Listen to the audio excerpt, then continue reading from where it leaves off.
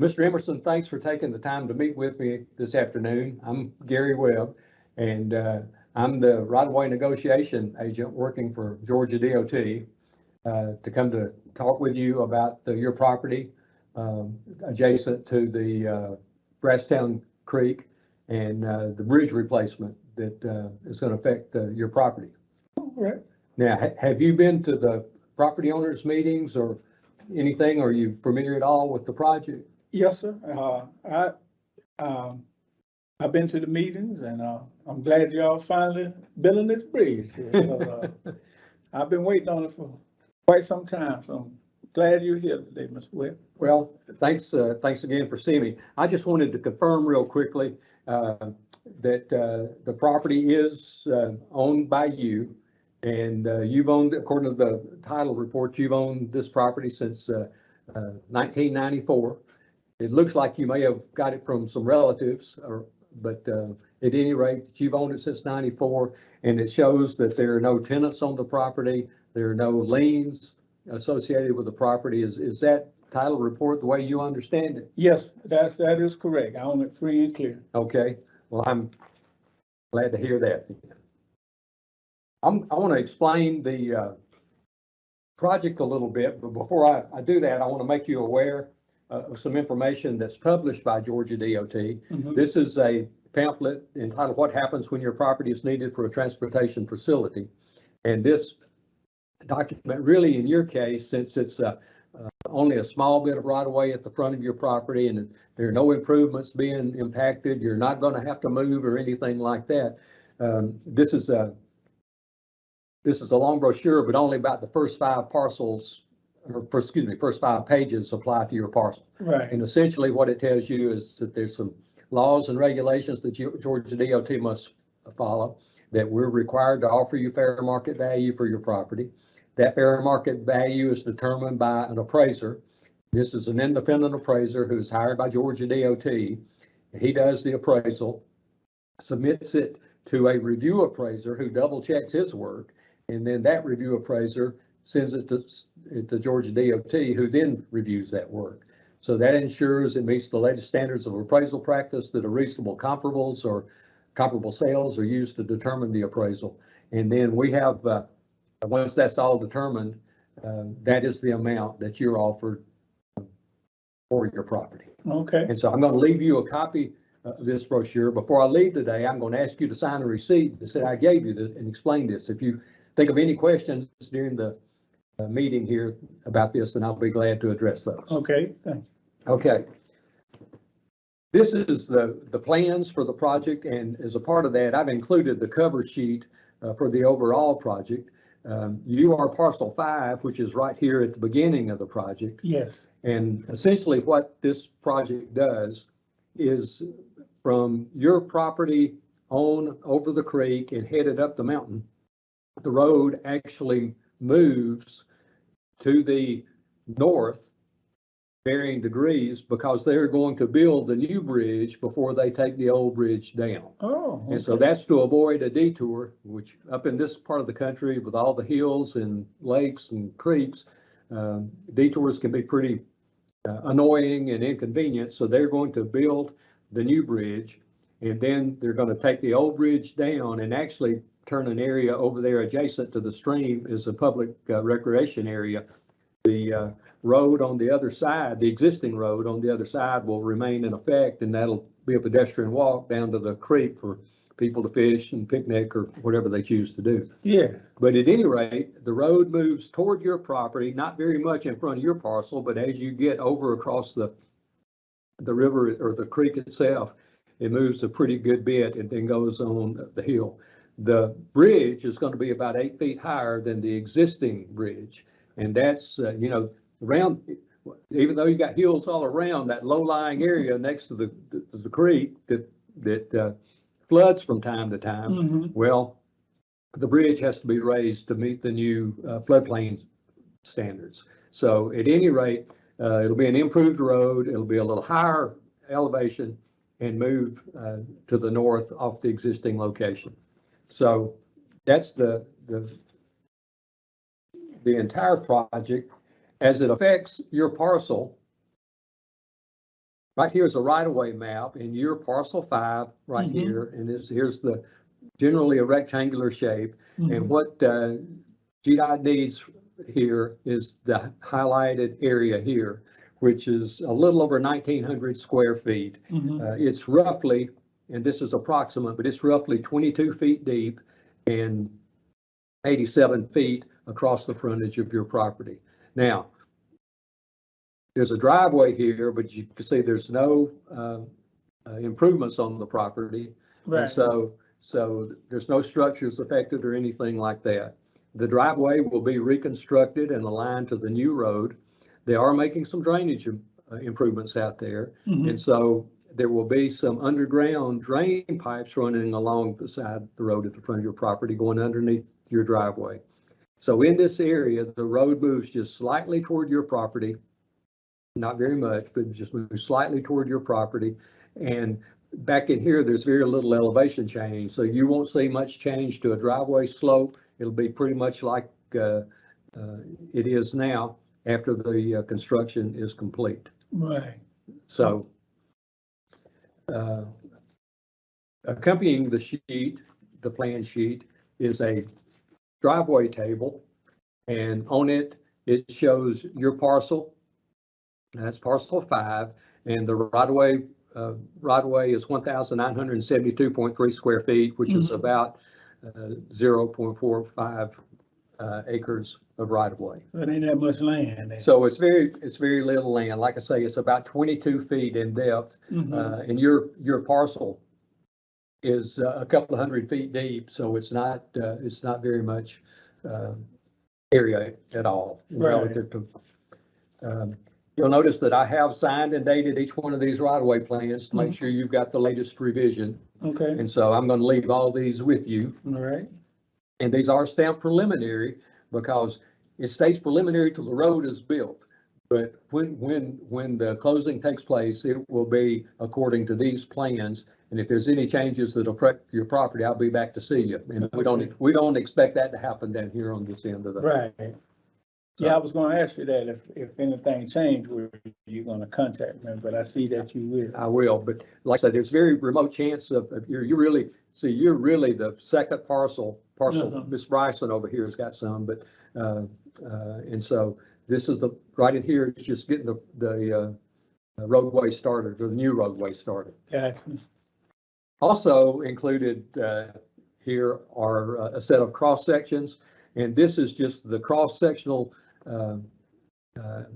views of the road that is out in front of your house and is going to be in front of your house. If you'll notice on the plan sheet, along the center line of the road, you can see a series of hash marks, and those hash marks are 100 feet apart. And down here at the beginning, it says station 1500. Show it here on the plan sheet. And so if you look on this cross section right here at 1500, that's the same cross section. So this is the road right in front of that station number.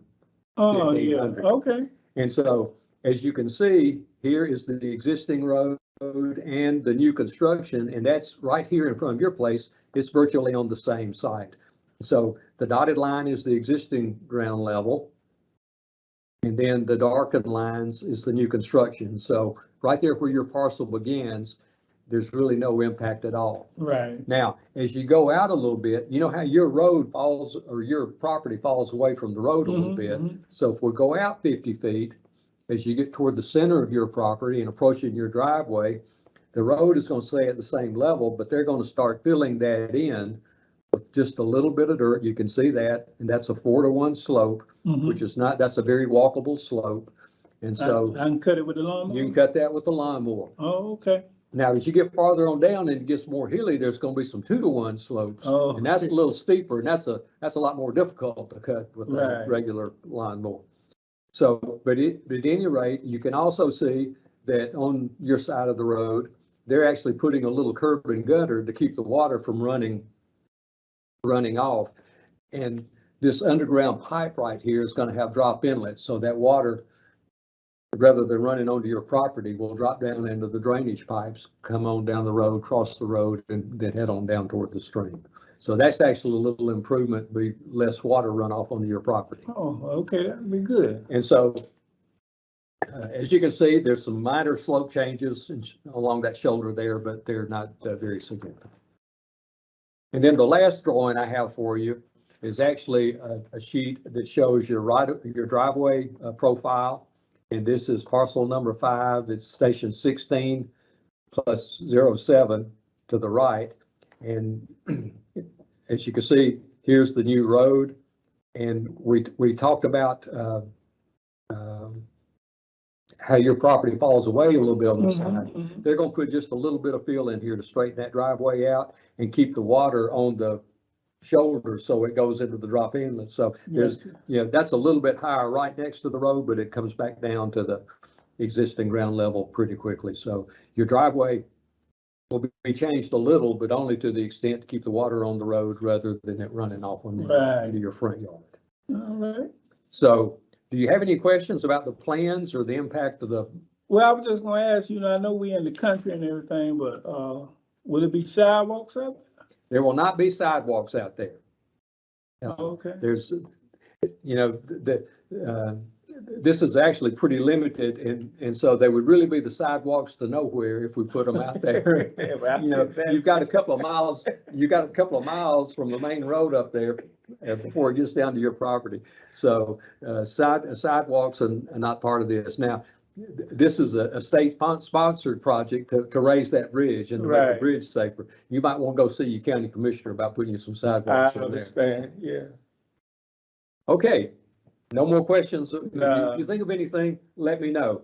I mentioned I was going to ask you to sign a couple of receipts, and here I have, this is a receipt for that brochure I gave you, and this is a receipt for the plans that I just gave you. And if you would, I would appreciate it if you would sign both of these. That way I can comply with the federal regulations, that I can prove I explained all this to you.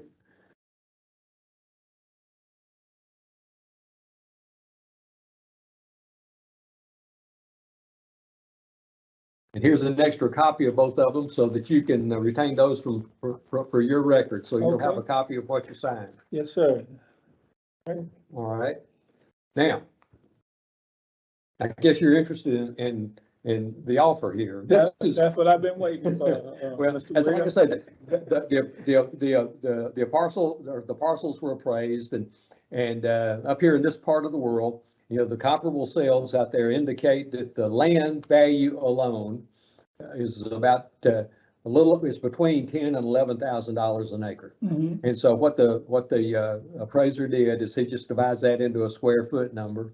And so when you look at the square feet that's on the table, on the right-of-way table, so that's 1,925, 1,972.3 square feet, and multiply it times the dollar of the square feet, you actually come up with about $440 something. Now, Georgia DOT has a minimum offer for right-of-way parcels, and so the offer to you for that amount of right-of-way is $500. Okay. This is the official offer to you. It tells you that today is the initiation of negotiations. This is the appraised value at $500. I am the right-of-way specialist, and this is my phone number if you have any additional questions when you get ready to sign the papers. Attached to this is the summary statement basis for just and adequate compensation. And this will tell you that the only thing being acquired is land. There are no improvements that are being impacted. The state does replace the driveway. And so the total estimated fair market value is $500. And this again is for you, and the comparable sales that the appraiser used are attached to this list. That list is directly out of the appraisal. So that's the offer. All right, thank you. Now, when we come to an agreement, the closing will be conducted by a Georgia DOT attorney, and the state covers all the expenses of closing. So when you show up for closing, you don't have to have any money with you or anything. There's no liens on the property, so nobody's going to be making any claims. And so all the closing costs will be paid by the state at closing. There are two items that are reimbursement items that are really not part of closing. But I have here a letter, the GDOT availability of incidental payments. Mm-hmm. And there's two things that we can't pay at closing. One is this is a parcel acquisition, Okay. and so once Georgia DOT acquires that, they're going to owe the taxes on it for the rest of the year. Oh. You don't have to pay them. And so what this does is tell you how at the end of the year, when you pay your property taxes, if you'll submit a copy of this letter right here, along with your tax bill to this address in Atlanta, then they will issue you a refund for the amount of properties that they owed on this piece of land. So it's now, the first part of the year, if we could get this closed by July 1, then that would mean for 6 months, Georgia DOT would owe the taxes on that land, and they Okay. will calculate that and send it to you at the end of the year. The other thing is once all this road construction starts out here, it may be that your front property pins, markers, are disturbed. Now, in your case, they may not be, because it looks like all the construction limits for the driveway and all are outside or right near the property line. So it's a possibility that those markers are not disturbed. But if they are, you're eligible for reimbursement to have those corner pins replaced. And this talks about survey work reimbursement, about how to handle it. And so what you would do is, once this is built, bridge is built and the road's finished, you would contact me and I would tell you about how to get the survey or get an estimate and send it to me for pre-approval, and then they would reimburse So once you. I talk to the surveyor, I need to call You you. need to call me. Yes, sir. Okay. And there's my phone number again. I got you. Okay? Yeah. All right. So that takes care of the cost of settlement and that sort of thing. GDOT pays all the closing costs, and then this is what you can be reimbursed for. So don't lose this. Okay. So that's important right there. That's important. Yes. This last document right here is called the option for right-of-way. And this is the document that Georgia DOT uses to come to an agreement with you, to settle with you. And what it does, it's a lot of boilerplate language. And in your case, since it's a pretty simple acquisition, there's no temporary easements on here except for the driveway, and those are just limited to the period required for construction. So that's not permanent at all. There's no tenant, and so there's no rental issues. There's no improvements being disturbed. And so all of these blanks in here have been marked non-applicable, as has the lower paragraph. So really, for most of your situation, most of this does not apply other than the first two paragraphs up here. On the back page, there's several other paragraphs that don't have any impact. This first one relates to property interest on median cuts. There's no median cut on this road, so that's out. This says that you will agree to work with the title attorney if there are any quitclaims needed. Looking at the title, we didn't see any, so I don't expect that to happen. No, it's free and clear. But if you go down and borrow some money in the next couple of weeks and put, I don't plan to do that, Mr. Well. then you have to sign it quick, or they would have to sign it quick. Right. And then this other paragraph relates to limited access rights, and there's none of that on this. So most of it is non-applicable. So if you decide to accept the offer as is, then all you would have to do would be just sign this, get it witnessed and notarized, and let me know, and I'll get a copy of it and I will submit it for the closing to start. Yeah. If you want to have your own appraiser look at the property, or ask a real estate person if they think the values are different, and you came back and said, I think it's worth more than $500, then whatever number you have in mind, what you would do is just strike out that $500, write in your number, initial it, and then sign it. And then that would become the official counter offer to Georgia DOT.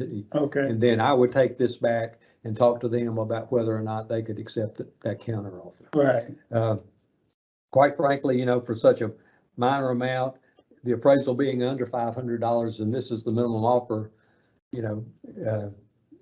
You have the option to go ahead and sign it today if you like, or if you want to think about it for a few days, just whatever Well, suits you. I got to talk to my wife, and I was gonna talk to my brother about it. Okay. Before I sign anything, but, yeah, I don't see anything, out of the way with it, but I do want to talk to my brother and my wife before I Okay. sign it. Well, I'm going to leave all this paperwork with you, and Mhm. you've got my phone number. So if you've got any questions, or your brother or wife have questions, feel free to give me a call. If Okay, I haven't heard from you in, 10 days or 2 weeks, then I'll give you a call just to follow up and see what you're thinking and where you are in the process.